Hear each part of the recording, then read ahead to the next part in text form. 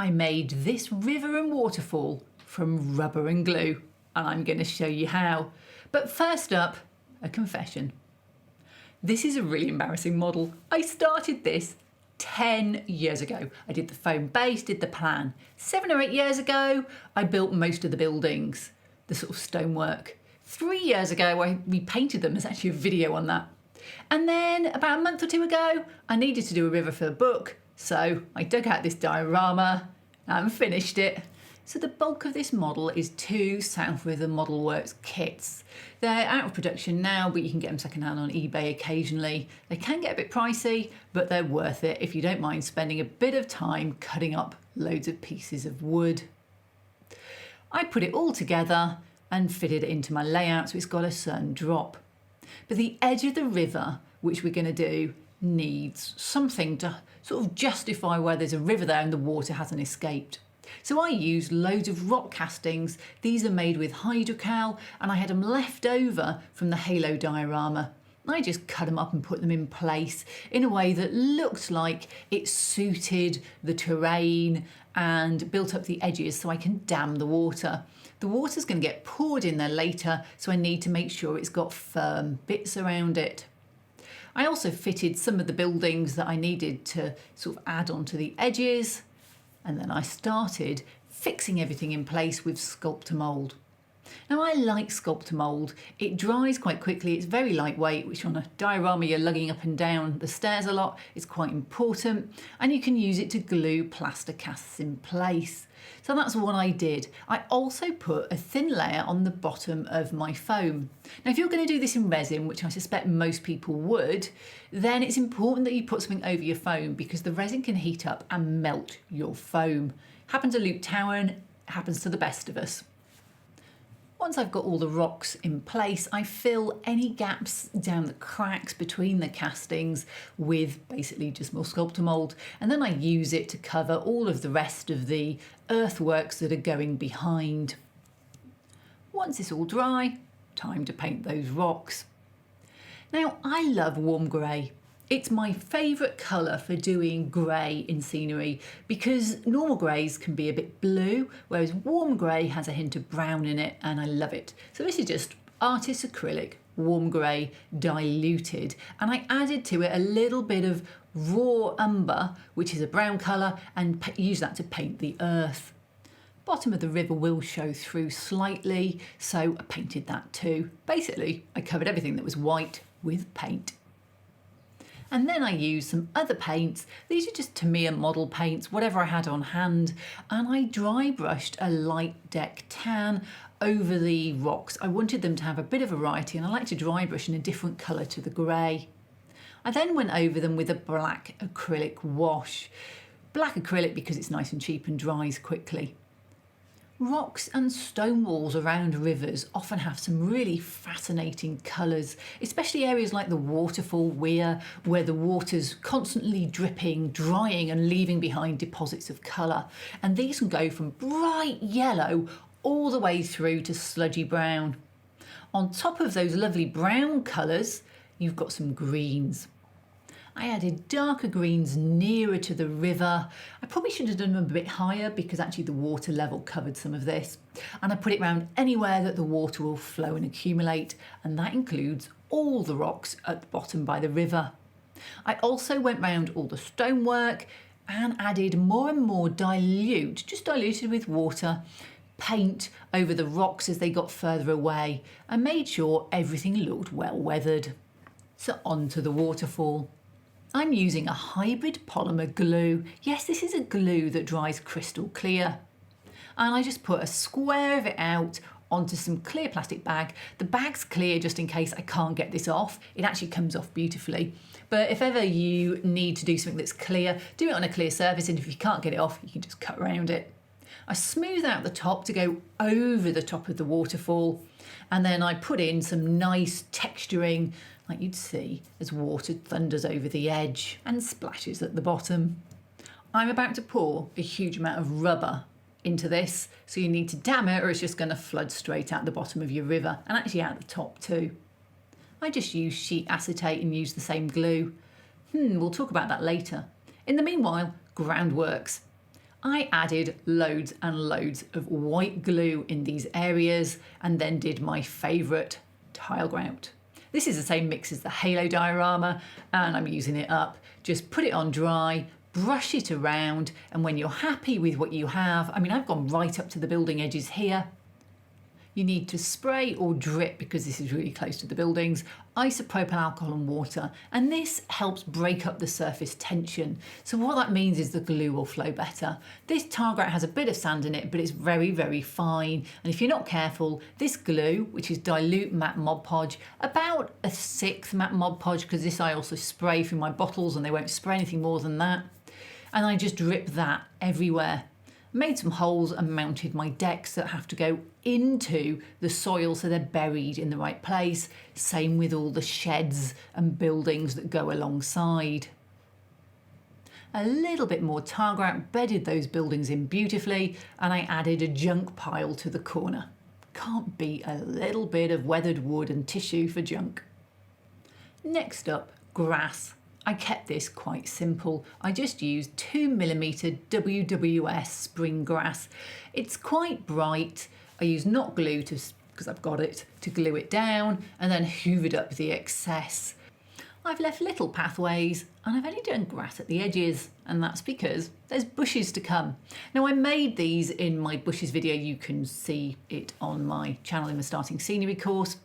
And there's so many different varieties here. They've all got more or less some base like polyfibre or plumber's hemp or something like that. Then they've got loads of static grass on them, 6mm static grass, then 2mm static grass, and then ground foam in green, followed by scale leaves from a variety of places. But I have to say, knock and hecky are my favourites. I put all those in place and then added some smaller tufts and clumps along the edge of that path, before finally going over it all with just a little bit of glue and isopropyl alcohol and water just to bed it all in. And now we're putting that waterfall in place. It just peeled off the plastic bag, but I didn't get the top quite right, and we'll come back to that at the end. But the one thing you need to do is make sure it's not see-through. This looks too clear for the average river flowing. So I put white on the back of it. You don't want to completely cover it in white, you want it to be streaky, and then cut the bottom and cut the top and put it in place with exactly the same glue as I've been using all the time. Weighted it. This is actually a little side of bit of water coming out from the turbine, so I put that in place too, and then it was time to add the froth. Now, I did this on my speedboat diorama and I love it as a technique. It is Soft Flake Snow by Woodland Scenics, this glue, which is a hybrid polymer, and white spirit. And when you put it on, it dries into foamy, frothy amounts. It's beautiful. It does a great job on adding all those bubbles, that density, that texture. I cannot rave how much I like this as a technique. If you don't want to use the hybrid polymer and white spirit, you could probably put it into a gloss medium, an acrylic gloss medium, and do something similar. But the snow itself is the secret to this technique because it basically looks like foam.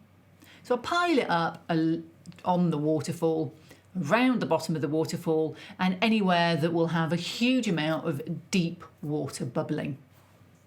I shouldn't have put it at the top though. And now the magic ingredient, a rubber river. Why rubber, you say? Well, somebody who's allergic to epoxy asked me did I know anything else, and I had this on the side for a deep pour underwater diorama that is coming.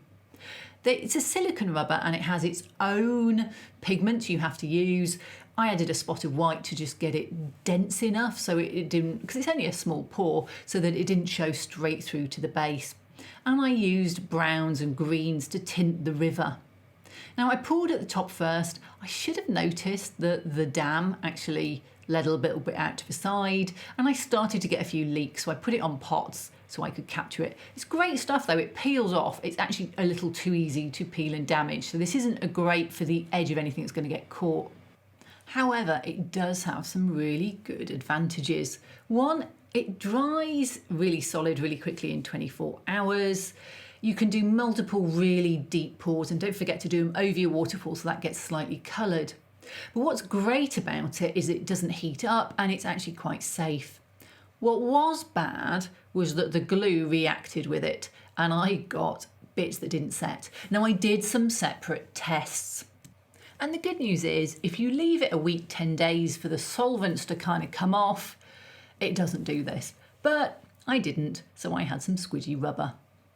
And the good news is, froth and foam hides it all. So I went over my squidgy areas and I added froth and foam. Yep, more snow, more hybrid polymer and more white spirit. And it's great now because you're starting to get a layered effect with the foam underneath and the foam on top. Shouldn't have put it on the top of the waterfall though. So anyway, I went around the rocks. I did all the small little bubble ripples. Not all the ripples, but just the ones that would have had white water in them. I used, photos and my understanding of how water works to try and get a realistic amount of froth and bubbles built up on the river surface. They set up quite quickly, but I left them a day and came back and added some white. Now this is just white paint and it adds the smaller froth and a little bit more detail into everything. Just brushed it on really with a really manky old brush. And then clear ripples, these are the small little ones. Now, big problem with a rubber river, it kind of repels stuff, so you can't use gloss mediums that are thin. That was just gloss Mod Podge. So instead I used yet more of my hybrid polymer. Superb. The only problem is it dries a little bit matte, but the good news is it builds up beautifully into the ripples that I wanted, and once you've got all of the textures that you need, those kind of ripple shapes in there, you can easily go over it with a more solvent-based paint clear varnish. I used Tamiya clear varnish. Now I love Tamiya clear varnish. It's a really nice solid high gloss varnish. It's just clear coat. So I put that everywhere basically, all over all of my ripples, anywhere that needed to be glossy, got a nice thick coat of it. And then I had to go and change the top of the weir. You look here, it's flat and then the white starts once you've got off the edge. Well, I didn't do that, and actually my water isn't quite high enough to even do that. But if I'd thought about it beforehand, I would have dammed the sides of my waterfall a little bit more so that the water couldn't escape and I would have built up a higher amount. Instead, I had to slice the top off, redo all that top area because I pulled quite a lot of the rest of the ripples off doing all this, and then add more hybrid polymer, add a bit more white paint, and then more varnish. But eventually, it kind of helped, it kind of sorted itself out. It's not perfect, but I tried to get a straighter line across the top so it's less obvious that it's not quite right. Well, it's done now and I'm not changing it.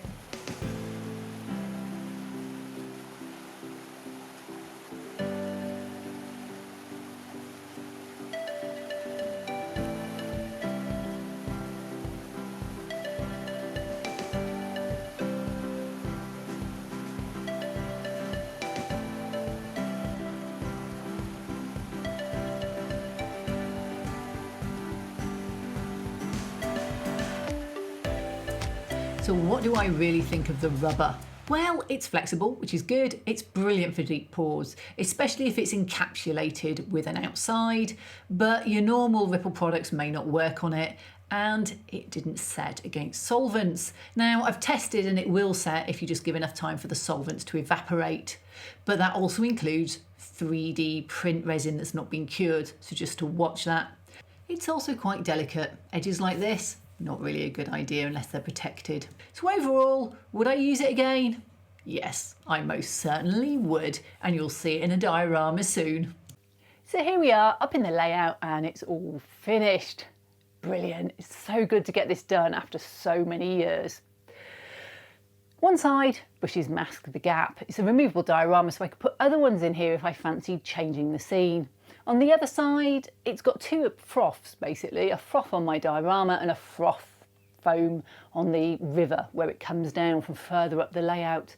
I can easily put some extra froth on a piece of cling film or plastic bag, clear plastic bag, and put that and stuff it down in the gap and it will just mask it. At the moment the light from underneath shines up, which doesn't look that great, but easily fixed.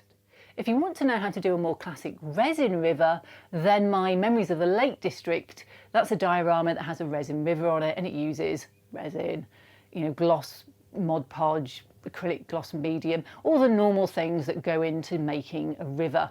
And its end result is not that dissimilar, to be honest. If you'd also like to know how to just start scenery really, I've done a starting scenery course and that covers off all the basics in videos, less than 5 minutes. If you enjoyed it, please remember to hit subscribe, hit the bell button so you know when the next one's out. I'll see you next time.